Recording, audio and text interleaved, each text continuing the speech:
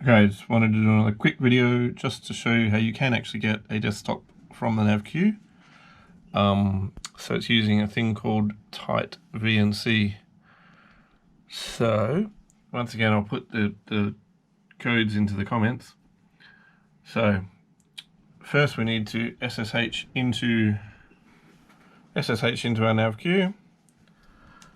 Then we just need to enter that sudo apt install TightVNC, which I said I'll put in the comments. That installs TightVNC server. Then once that's finished installing, just run TightVNC server. The next thing you need to do, so that is on the NavQ. The next thing you need to do is download TightVNC onto whatever computer you're using. I'm using a Windows computer. There was Linux versions. So this is what the web page looks like. TightVNC.com. Download, install for Windows. I did all this yesterday. Then we go to open it once it's installed. So we scroll down. TightVNC. So the one you want to open is TightVNC Viewer. Now, you need to put in your address, your IP address of the NavQ, and then what are those dots called? Can you see that dot there? Dot 1. All right, which is strange. There was a reason for it. I think it's explained here. And then hit connect. And it's not working because I haven't done this. Okay, so I need to go TightVNC server.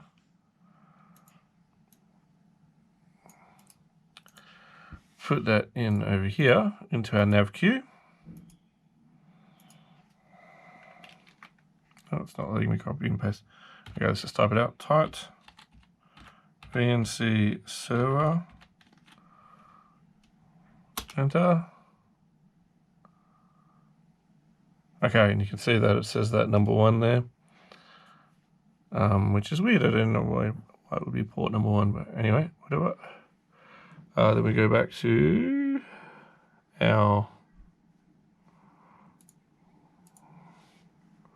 might have to boot it up again. So go back to our TightVNC viewer. There's the IP address, hit connect, password. What do I say? No.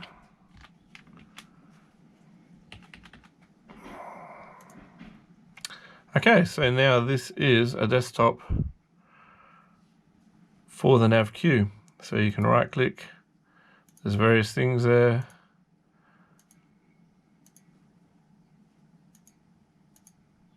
Okay, so it's now you've got a visualization of what's happening inside of the NavQ, which I found quite comforting.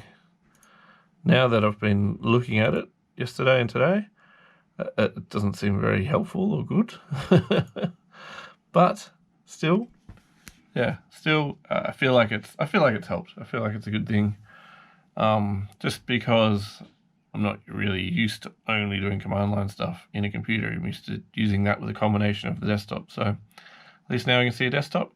So yes, there you go. Just a little video to help you out if you're stuck like I was. Okay, ciao.